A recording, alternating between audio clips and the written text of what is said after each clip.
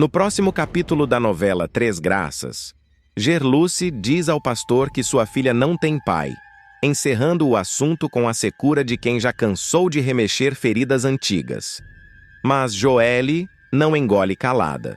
Discute, ergue a voz, exige o direito de conhecer sua origem.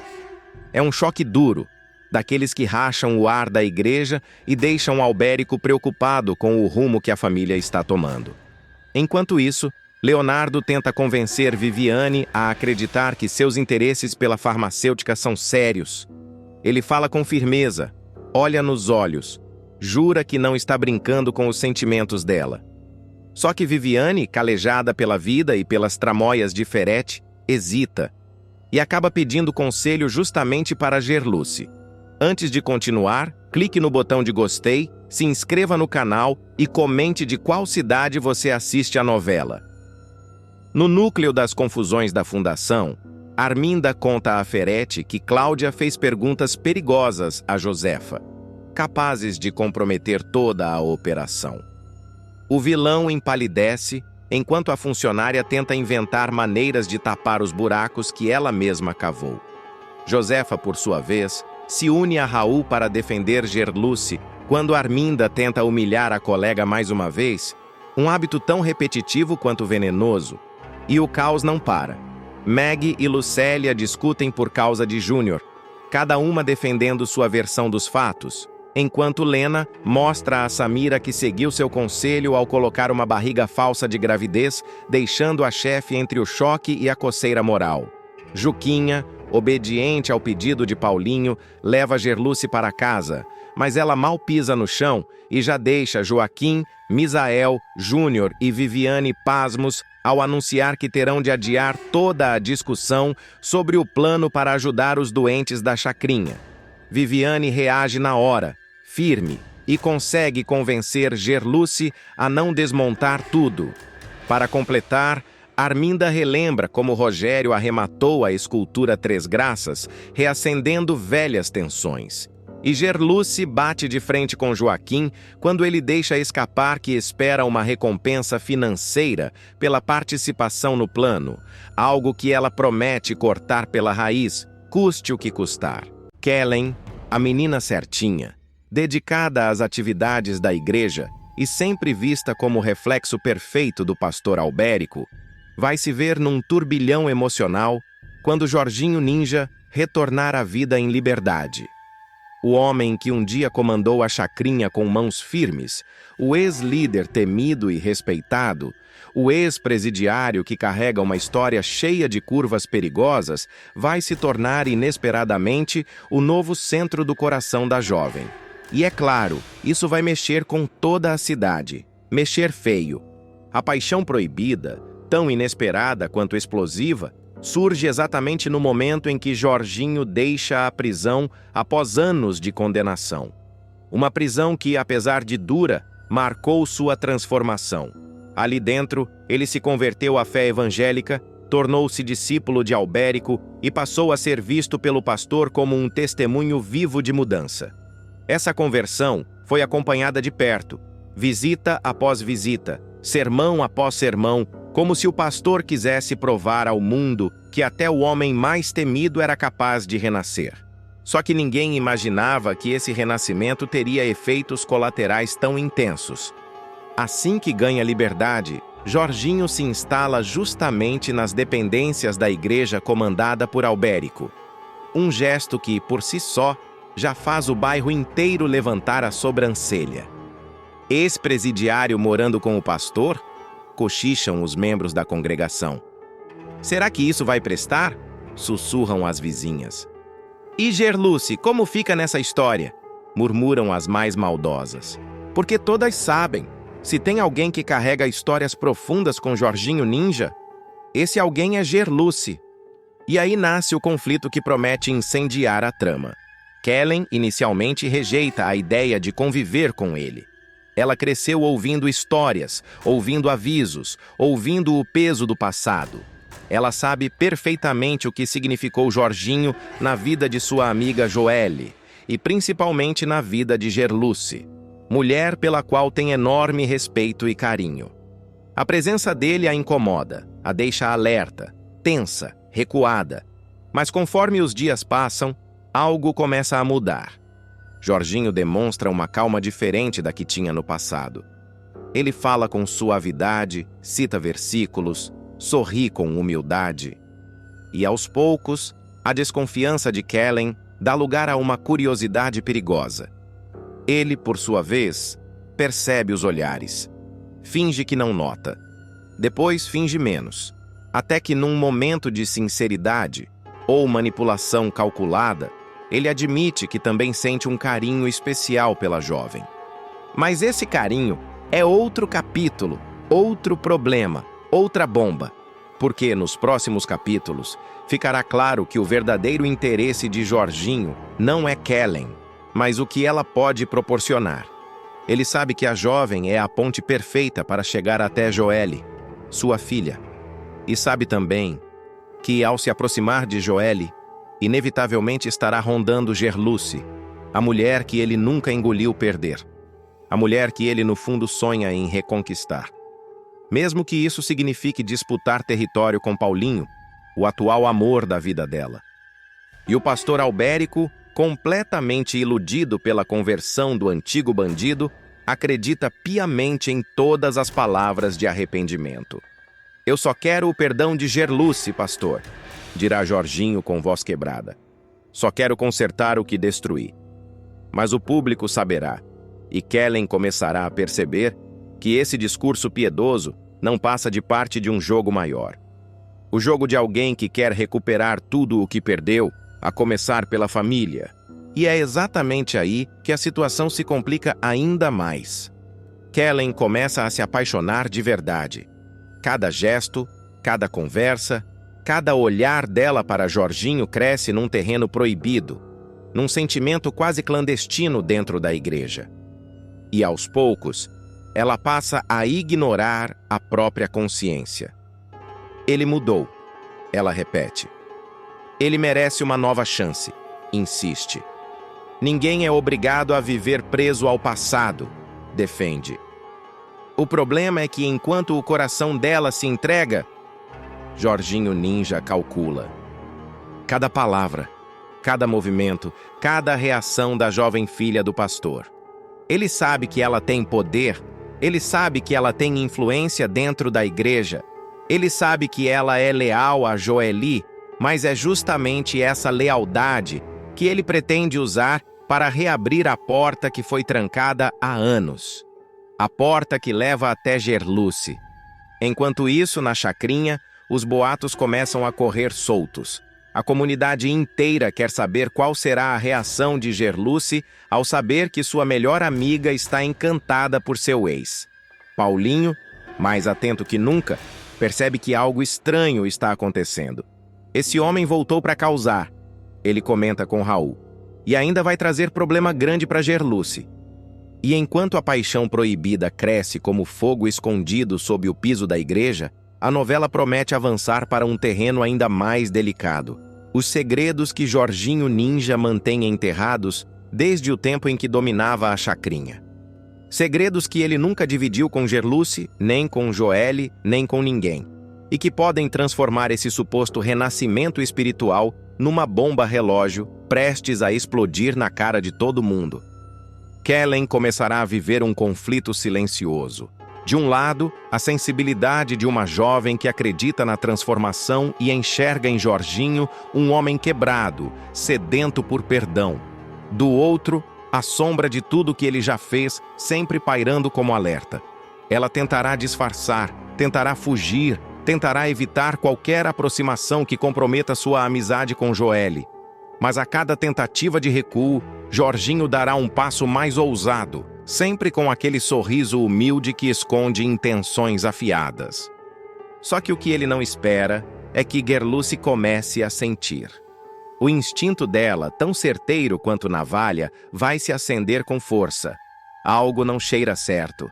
Ela vai desconfiar da presença dele na igreja, vai estranhar os olhares de Kellen, vai perceber movimentos que Albérico finge não notar. E vai se preparar. Porque Gerluce, quando percebe a ameaça, se arma inteira. Enquanto isso, Paulinho, sem entender de onde vem o mal-estar de sua amada, tentará proteger Gerluce de qualquer aproximação com o passado. Mas quanto mais ele tenta, mais Jorginho observa e aproveita. O ex-presidiário sabe onde apertar, sabe quando falar, sabe exatamente como mexer com as inseguranças dos outros. Ele não grita, não ameaça, não se impõe como antes. Agora ele age em silêncio. O silêncio é a nova arma dele. Mas o capítulo realmente aquece quando Joelle finalmente percebe que Kellen está diferente. Atitudes, falas, olhares. A melhor amiga tenta esconder, tenta rir, tenta disfarçar, mas não consegue. Joelle pressiona. Kellen gagueja. E num descuido, deixa escapar algo que muda tudo. Joelle sente o chão fugir dos pés. O coração dela dispara. A ideia de ver o pai, aquele pai que abandonou, enganou e feriu sua mãe, se aproximando de sua melhor amiga, é demais. O clima azeda.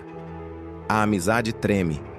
E pela primeira vez, Joelle não sabe se a traição está nos atos de Kellen ou na armadilha de seu próprio pai. E enquanto tudo isso acontece no presente, o passado começa a bater na porta. Um velho conhecido da chacrinha, alguém que já foi aliado, já foi inimigo, já desapareceu sem explicação, ressurgirá trazendo informações capazes de desmontar toda a narrativa bonitinha de conversão que Jorginho anda pregando na igreja.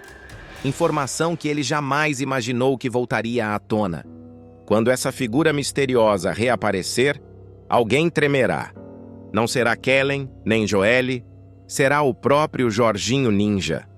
Ele percebe que essa sombra antiga pode ruir seu plano inteiro antes mesmo que ele consiga colocar o primeiro passo dentro do coração de Gerluce, ou dentro da família que abandonou.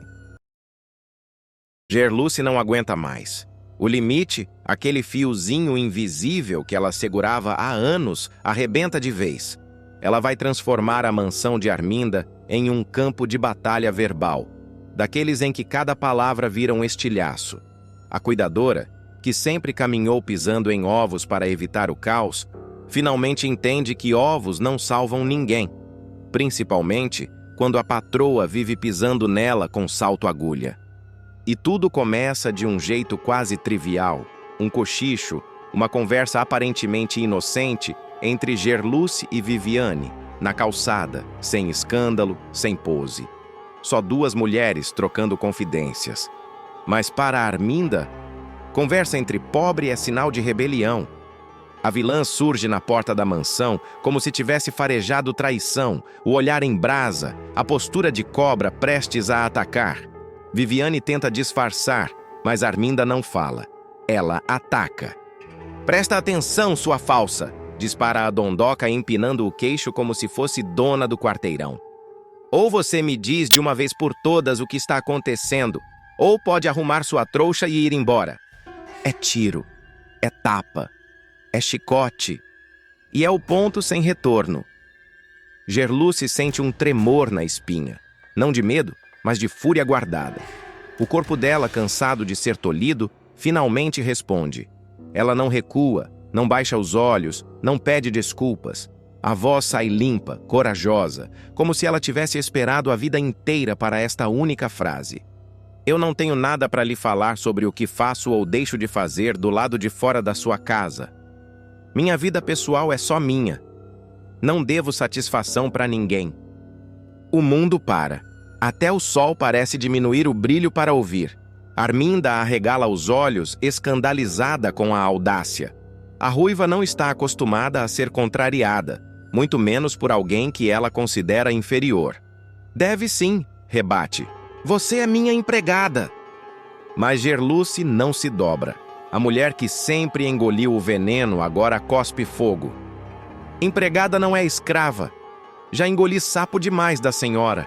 Mas chega uma hora que a gente não tem sangue de barata." O impacto da frase ecoa pela mansão inteira. Josefa, lá dentro, até solta o terço. Um vizinho para na rua. Uma folha seca suspira. Só Arminda não se impressiona. Arminda não aceita, nunca aceitou, ser desafiada. A vilã endurece o maxilar, Levanta o dedo como se estivesse apontando para um inseto no chão. Eu pago o seu salário! Rosna, cuspindo cada palavra como se fosse um feitiço. Mas aí, Josefa entra. E quando Josefa entra, entra com gosto. Quem paga o salário dela sou eu! Berra a matriarca surgindo de dentro da sala como uma fênix desalinhada, mas afiada. Arminda perde o compasso, vira o pescoço num estalo e o descontrole cresce como um incêndio desatado. E então, no auge do veneno, a vilã parte para a agressão. Pega Gerluce pelo braço, apertando com força, arrastando a cuidadora até a porta como quem quer expulsar a dignidade junto com a pessoa. Me larga! Grita Gerluce, sentindo o aperto marcado na pele. Eu sei o caminho! Josefa entra em desespero. A velha grita como se o mundo estivesse caindo sobre ela. Se você mandar a Gerluce embora, eu me mato! Ameaça, tremendo da cabeça aos pés, mas firme no propósito. E Arminda, sempre debochada, solta a flecha venenosa. Ah, eu não tenho essa sorte. Nem coragem para morrer você tem, sua demente. Me poupe. Nesse instante, Raul surge descendo as escadas como um furacão desengonçado. O rapaz escuta os gritos, vê o braço da cuidadora marcado, percebe Arminda no modo demônio total. Ele nem pensa, só reage. Que confusão é essa? Arminda lança o olhar para ele. Agora virou o quê? Um complô das minorias contra mim? E o clima esquenta com força.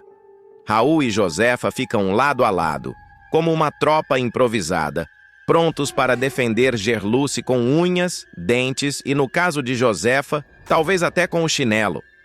A partir daí, a discussão ganha contornos ainda mais explosivos. Raul, sempre humilhado pela mãe, vê em Gerluce algo que nunca teve.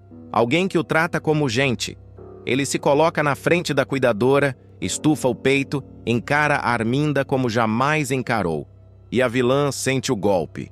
No fundo, ela sabe. Está perdendo o controle da casa. E pior, perdendo o controle das narrativas. Gerluce não é mais aquela empregada calada. Josefa não é mais só uma velha rabugenta. E Raul agora tem alguém por quem bater de frente. Só que isso é apenas o começo. A pressão, a humilhação acumulada, a língua afiada de Arminda, a coragem latente de Gerluce, tudo isso vai desencadear uma série de eventos dentro da mansão que ninguém conseguirá frear. E Arminda, acuada pela verdade que ela mesma evitou ver, vai provar do próprio veneno. A confusão dentro da mansão toma uma proporção que nem Arminda previa. Ela tenta puxar o braço de Gerluce novamente, mas Raul entra no meio como se estivesse protegendo um cristal precioso. O rapaz posiciona o corpo entre as duas, com o peito arfando de nervoso, mas firme, pela primeira vez na vida. Solta ela, mãe! Ordena, a voz trêmula, mas com uma força interna que surpreende até ele. Arminda congela por 2 segundos, o suficiente para que Josefa aproveite a brecha e agarre Gerluce, puxando-a para trás, como quem resgata alguém do meio de um furacão. A vilã vira para o filho, enfurecida, mas também confusa. Não está acostumada a ver Raul reagir. Ela tenta fazer o que sempre faz, diminuir, controlar, esmagar. Você está ficando louco? Vai ficar do lado dessa aí contra mim? Mas Raul não se intimida.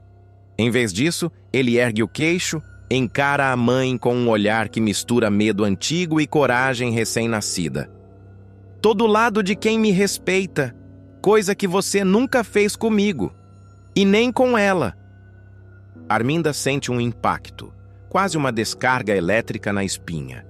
O controle escapa entre os dedos. A segurança que ela sempre teve na própria autoridade se dissolve. De repente, a mansão parece menor, mais apertada, mais cheia de vozes que não obedecem mais seus comandos. Josefa, vendo que a situação virou, aproveita para arrancar o restinho de poder da vilã. Se Gerluce sair dessa casa, eu saio também. Vou pra rua, pro meio da lama, mas não fico aqui para você judiar de ninguém. A ruiva tenta recuperar o fôlego, tenta respirar, tenta pensar numa resposta. Mas a frase seguinte, lançada por Raul, É o golpe final. Você não manda em tudo, mãe. Silêncio. A frase fica pairando no ar como fumaça pesada. Arminda, que sempre acreditou ser a dona absoluta da casa, da narrativa, da vida das pessoas ao redor, engole seco. A sensação de derrota invade seus olhos, mas ela tenta esconder com o velho veneno. Ah, claro! Agora todo mundo resolveu virar santo iluminado nesse chiqueiro, ironiza com o deboche escorrendo. Vocês se merecem. Mesmo assim, a vilã sente que perdeu. Perdeu o momento. Perdeu o poder. Perdeu a cena. Gerluce, ainda trêmula, ergue a voz, não em ataque, mas em afirmação. Um recado. Uma marca. A senhora pode mandar no dinheiro, na mansão, nas suas frescuras, mas na minha dignidade não. Acabou. Arminda abre a boca para retrucar, mas nada sai. A garganta trava. Ela percebe que, se insistir, só vai piorar sua situação. Então ela vira as costas, com aquele andar arrogante que tenta simular poder, mas agora manca um pouco, como se o orgulho tivesse quebrado o salto. Raul solta o ar, vencido pelo próprio nervosismo. Josefa segura a mão de Gerluce como quem segura a mão de uma filha. A cuidadora respira fundo, sentindo pela primeira vez em anos o peso do medo evaporar e a força da própria voz nascer. Viviane, que assistiu metade da cena da calçada, entra discretamente na mansão. Olhos arregalados, rosto pálido, mas sorriso discreto de quem acabou de ver o impossível acontecer. Ela se aproxima de Gerluce com cuidado, quase reverência. Você foi gigante hoje, sussurra. Gerluce abaixa os olhos, ainda tentando entender o que fez. Mas sabe, depois desse dia, ela não volta mais para o lugar de silêncio onde Arminda sempre quis que ela ficasse. E na mansão das Três Graças, o clima muda. Muda de jeito profundo. As paredes, que até ontem ecoavam só a voz de Arminda, agora ecoam outras vozes. Novas forças, novas alianças, novas coragens. Quem é o pai de Bagdá em Três Graças? Passado explode e traficante enquadra Jorginho com revelação sombria. A novela mergulhará fundo nas raízes esquecidas da chacrinha, trazendo à tona uma dúvida que vai estremecer a trama. Quem é, afinal, o pai de Bagdá? A resposta, ou a falta dela, vai provocar uma sequência de encontros tensos, acusações veladas, ameaças não ditas e um turbilhão emocional que pega Jorginho Ninja em cheio, exatamente no momento em que ele tenta reconstruir sua vida longe do crime. Logo após deixar a cadeia, o ex-traficante não quer saber de guerra, vingança ou disputa territorial. Ele sai decidido a recomeçar, a honrar a segunda chance que acredita ter recebido. Mas a chacrinha é um território onde passado e presente se chocam como placas tectônicas. E Jorginho não vai escapar sem enfrentar as rachaduras que deixou para trás. Bagdá, por sua vez, está à solta. Ambicioso, impiedoso, mas também ferido por uma história marcada por abandono, ele surge como um fantasma de uma época brutal. E sua primeira ação é bater de frente com o antigo chefão. O primeiro confronto. Igreja, silêncio e um passado que respira por baixo da pele. No interior da igreja, quando Bagdá aparece, o ar pesa. Não é só o traficante que entra. É a infância perdida, as ruas onde cresceu sem nome, sem mãe, sem família, sem porto seguro. O criminoso encara Jorginho com uma mistura de raiva, respeito e uma fome antiga de respostas. Jorginho, porém, está firme. Não volto para esse caminho, Bagdá. Não disputo nada com você. A vida que eu tive lá fora acaba aqui. Mas Bagdá não está interessado nisso. Não ainda. Ele observa, mede cada palavra, cada gesto. O velho chefão agora se ajoelha, ora, pede perdão, tenta compensar pecados, e isso incomoda Bagdá, porque ali está um homem que poderia ter sido tudo, até pai. O público sente que aquela conversa é só a superfície do vulcão prestes a entrar em erupção. Dias depois, o Bagdá muda o jogo. O reencontro acontece de forma inesperada. Bagdá chama Jorginho para conversar longe de olhares curiosos e o leva para seu esconderijo, um galpão abafado, iluminado por lâmpadas penduradas e cercado de silêncios carregados. A cena é cinematográfica. Dois homens marcados pela vida, pelo crime e pelo abandono, frente a frente. Bagdá começa devagar, mas com um peso que Jorginho sente na alma. Eu fui criado aqui, aqui mesmo, na rua, sem mãe, sem pai, sem ninguém. Aprendi a sobreviver feito bicho, mas com 14 anos, eu entrei para o seu bando e pela primeira vez na vida eu olhei para alguém e pensei, é assim que se manda, é assim que se vive, ou que se morre. A revelação bate forte. O público percebe. Bagdá não está ali para negociar território. Ele quer respostas. Ele quer identidade. Ele quer algo que ninguém nunca lhe deu. Então vem a bomba. A mãe de Bagdá morreu no parto. Morreu sem nomear o pai. Morreu deixando um filho à mercê da própria sorte. Bagdá cresceu no submundo porque nasceu no abandono. Jorginho tenta manter a postura, mas sua expressão denuncia memórias que ele preferia nunca revisitar. Sobre isso não posso te dizer nada. Nada mesmo. E o silêncio que se segue é quase cruel. A suspeita. E se Bagdá for filho de Jorginho? Mas Bagdá está à beira de explodir. Ele hesita, respira fundo, passa a mão pela cabeça e solta de uma vez o que carrega preso há anos. Faz pouco tempo eu descobri que você é o pai da filha da Gerluce. A frase fica solta no ar como uma faca que ninguém segura. E Bagdá continua, com a voz quebrada por uma dor que ele escondeu a vida inteira. E desde então tem uma coisa que não me sai da cabeça. Uma coisa que me come por dentro. E se eu for irmão dela? E se eu for filho de você, Jorginho? E se meu pai estiver aqui, agora, bem na minha frente, me vendo carregar essa chama que só me queima? A pergunta é brutal, é íntima, é perigosa. E ela não vem de um bandido, vem de um menino abandonado, crescido como fera, que agora tenta entender onde começou tudo. Jorginho treme, mas tenta manter o controle. Porém, o público sabe. Aquilo o abalou profundamente. Não é só sobre Bagdá. É sobre erros antigos, mulheres do passado, uma vida inteira construída sobre decisões que custaram sangue. A partir dessa conversa, o traficante passa a circular pela comunidade com um olhar diferente. Ele observa famílias, pais e filhos, mães que chamam os pequenos para dentro de casa, gente que tem laços, raízes, história, tudo que ele nunca teve. O público começa a entender que a busca de Bagdá não é apenas emocional, ela é existencial. Se ele for filho de Jorginho, tudo muda. Toda a lógica da chacrinha muda.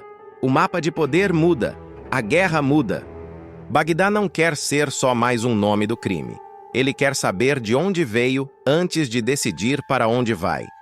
À medida que os dias passam, Jorginho entra em conflito consigo mesmo.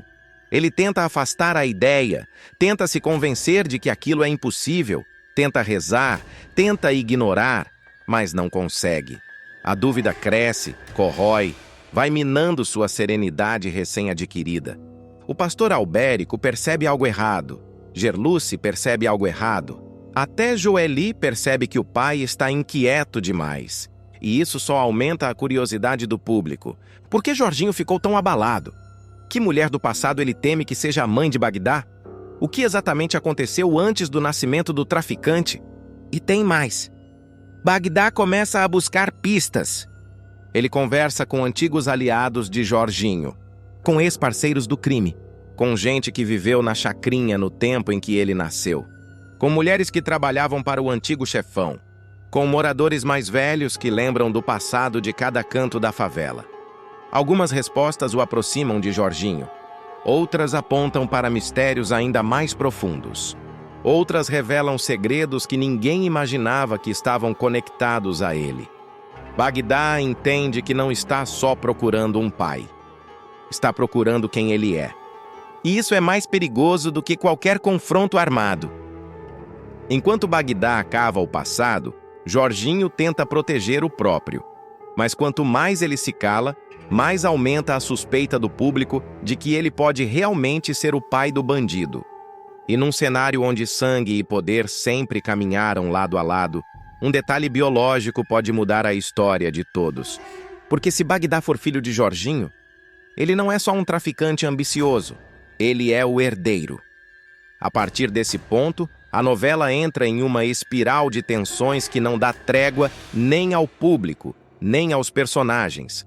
A aproximação silenciosa entre Bagdá e Jorginho passa a provocar rumores pela chacrinha. A vizinhança, sempre atenta, começa a comentar nos becos, nas vendinhas, na porta da igreja. Algo aconteceu entre os dois. Algo grande. Algo que nem mesmo o pastor Albérico consegue decifrar. E é aí que o clima pesa de vez. Jorginho se pega encarando o próprio reflexo como se estivesse diante de um inimigo. Ele se lembra de noites antigas, de erros que cometeu, de relacionamentos breves e fogosos que nunca assumiu. A ideia de ter deixado um filho ao relento o corrói como ferrugem. Ele tenta rezar, mas a reza falha. Ele tenta respirar, mas o ar é pouco. Quando Joelle o encontra sentado no escuro, ela percebe imediatamente que algo grave ferveu. "Pai, aconteceu alguma coisa?" Jorginho disfarça mal. "Tô cansado, só isso." Mas a filha vê a mentira estampada na testa. Nos dias seguintes, o traficante passa a vigiar Jorginho sem que ele perceba. Não como quem ameaça, mas como quem tenta encontrar semelhanças. O jeito de andar, de olhar, de falar, a forma de reagir ao medo. Em certos momentos, Bagdá chega a desviar o olhar, incomodado pela possibilidade de estar vendo ali mais do que queria. No fundo, ele teme a resposta tanto quanto precisa dela. E é nesse cenário que o inesperado acontece. Jorginho, pressionado pela própria consciência, decide procurar Bagdá para uma nova conversa. Os dois se encontram em um terreno baldio atrás da igreja, onde só o vento testemunha. Bagdá chega com postura rígida, pronto para ouvir qualquer coisa, menos concessões. Jorginho fala primeiro. "Se eu te devo alguma resposta, é porque minha vida nem sempre foi certa. Eu errei. Errei tanto que às vezes eu mesmo me vejo como estranho no espelho. Mas sobre o que você quer saber, eu não posso te confirmar nada." Bagdá não se abala. "E não pode? Ou não quer?" O ex-chefão desvia o olhar. A verdade está nas entrelinhas. A tensão cresce, mas algo diferente também surge. Uma humanidade nova entre eles. Como se a dúvida fosse uma ponte e não uma arma. Bagdá então decide ir mais fundo. Ele procura antigos arquivos do posto de saúde, registros de parteiras, anotações antigas, qualquer rastro que indique quem teria dado à luz e morrido naquela noite distante.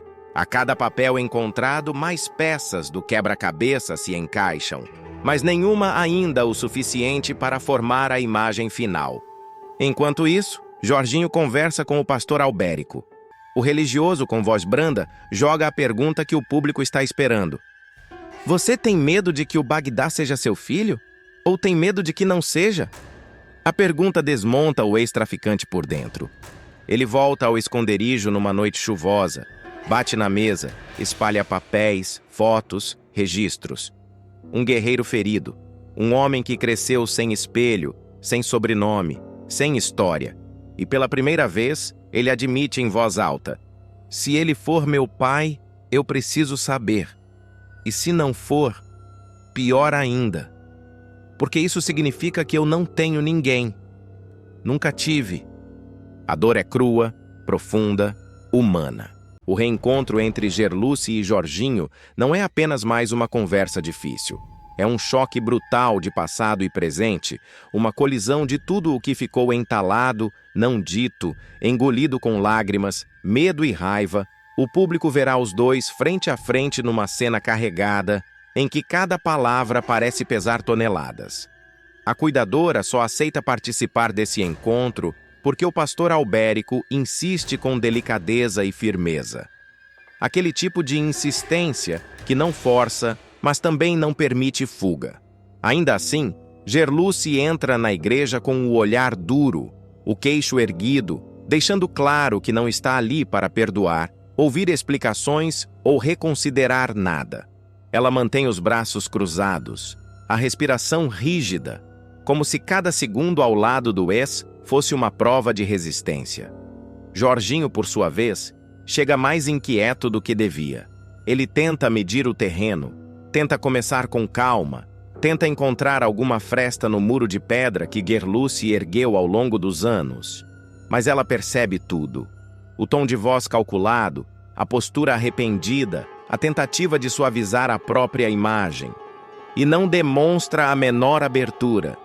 A conversa começa dentro da igreja, num silêncio que incomoda.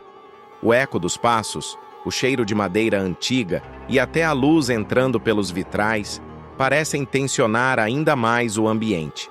Jorginho tenta puxar assunto, tenta criar uma ponte mínima, mas Gerluce permanece impassível, como quem observa um estranho. E quando ele finalmente reúne coragem para dizer o que o trouxe ali, ela se adianta, sem poupar nem ela mesma nem ele. Quanto ao meu perdão, nem perca seu tempo. Nem que me peça 1000 vezes, o Senhor vai conseguir que eu lhe dê isso. A frase cai como um peso de chumbo. Não é dita com raiva, é dita com uma honestidade seca, devastadora, que só quem carrega mágoas profundas consegue alcançar. Para Gerluce, o passado entre os dois não é uma lembrança. É uma ferida sempre aberta, uma cicatriz que lateja toda vez que ela pensa na luta para criar Joelle sozinha, no medo, na dor, no abandono. Tudo aquilo não desaparece com um pedido emocionado, nem com um discurso ensaiado. Jorginho tenta argumentar, recua, tenta reorganizar as ideias. Ele confessa que já implorou, já chorou, já pediu a Deus para ter uma chance mínima de reparar o que fez. Ele fala com uma voz que treme, com um olhar que suplica. Mas Gerluce não se move. É como se todo o sofrimento que ela carregou estivesse finalmente encontrado uma forma de se expressar. E essa forma é o limite claro que ela estabelece. Sem saber mais o que fazer para quebrar a resistência, Jorginho parte para o segundo pedido, aquele que carrega o desespero mais profundo, a última cartada que ele ainda acredita ter. Eu só quero poder me apresentar para minha filha. Só isso. Já implorei, já chorei, já me humilhei o quanto pude. O que mais eu preciso fazer para que você me permita falar com a minha filha? O desabafo vem de um lugar quebrado, de alguém que tenta juntar pedaços que ele mesmo destruiu. Mas esse apelo não abala Gerluce. Pelo contrário, endurece ainda mais a postura dela. Seus olhos, que até então estavam frios, agora ganham um brilho de indignação, como se ouvir o nome de Joelle na boca dele fosse uma afronta. E então, com uma firmeza cortante, ela responde: pode derramar quantas lágrimas quiser, não vai mudar o que eu sinto por você. É nojo. Quanto a chegar perto da Joelle, minha resposta é não, e o assunto acaba aqui. A palavra nojo rasga o ar. Jorginho leva a mão ao peito, como se tivesse recebido um golpe físico. Ele tenta dizer algo, mas nada sai. E Gerluce aproveita o silêncio para se afastar. Ela vira as costas, pronta para encerrar aquele capítulo ali mesmo. Mas Jorginho, desesperado, corre atrás dela. Ele segura o braço da cuidadora, tentando detê-la por um segundo, querendo ao menos que ela olhe para ele. Esse gesto, para ele, pequeno, para Gerluce, é uma invasão, um retorno violento a tudo o que ela já viveu. A reação é imediata, explosiva, carregada de adrenalina e memória. Solta! Ela grita com uma força que ecoa pelo templo. Tire as mãos de mim! Eu não vou tolerar isso! Nem hoje, nem nunca! Gerluce arranca o braço com um movimento brusco, como quem rompe algemas invisíveis. Ela dá um passo para trás, respira fundo, tenta se recompor, mas o tremor nas mãos entrega a carga emocional daquele instante. Ela não chora, não na frente dele. A dor dela se manifesta na dureza, no limite, na autoproteção. Jorginho fica paralisado. Ele tenta se desculpar, tenta dizer que só queria conversar, mas a voz falha. O impacto da rejeição, somado à reação feroz dela, o deixa completamente sem chão. Ele entende ali, naquele gesto simples e brutal, que não existe caminho fácil, que o perdão não é um direito, que a aproximação não é uma garantia. Gerluce, respirando fundo, ajeita a bolsa no ombro e repete com precisão cirúrgica: "Não chegue perto de mim, e muito menos da Joelle. Eu não respondo por mim." O pastor Albérico observa ao longe, respeitando o espaço dos dois, mas entende que o encontro se tornou uma tempestade impossível de acalmar naquele momento. Gerluce, então, caminha em direção à porta da igreja, cada passo firme, decidido, como quem sai de um lugar carregando o próprio corpo como armadura.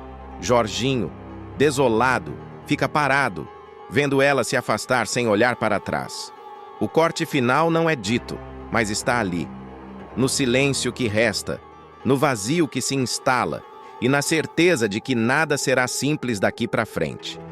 Quando Gerluce finalmente cruza a porta da igreja, o ar frio da rua parece devolvê-la ao controle. Ela respira fundo, como quem expulsa de dentro tudo aquilo que Jorginho despertou só com a própria presença. O passo dela continua firme, mas o olhar denuncia um cansaço profundo. Não físico, mas emocional, daqueles que se acumulam por anos e explodem em minutos. Dentro da igreja, Jorginho permanece parado, ainda sentindo o peso da recusa. Ele passa as mãos no rosto, tenta se recompor, mas a sensação de derrota gruda como poeira. Não é só o não que o derruba, é a forma como Gerluce deixou claro que não existe atalho, não existe conversa milagrosa, não existe arrependimento que limpe tudo de uma vez. Do lado de fora, Gerluce faz uma pausa antes de seguir caminho. Ela encara o céu por alguns segundos, tentando recuperar o foco. O que aconteceu lá dentro mexeu com ela mais do que gostaria de admitir. Não pelo homem, mas pela lembrança de tudo o que precisou superar para não depender mais dele. E por Joelle. Sempre por Joelle. Ela toca no peito, como se reafirmasse para si mesma o limite que colocou. Pela minha filha, eu aguento. Eu sempre vou aguentar. Ao mesmo tempo, Jorginho finalmente se move. Caminha até a porta da igreja, mas não a atravessa. Observa Gerluce se afastando, pequena, no horizonte da rua, e entende que qualquer tentativa precipitada só pioraria o que já está em ruínas. Ele engole seco, respira fundo e, pela primeira vez, aceita que vai ter de enfrentar um caminho longo e doloroso se quiser algum dia ser visto por Joelle como pai.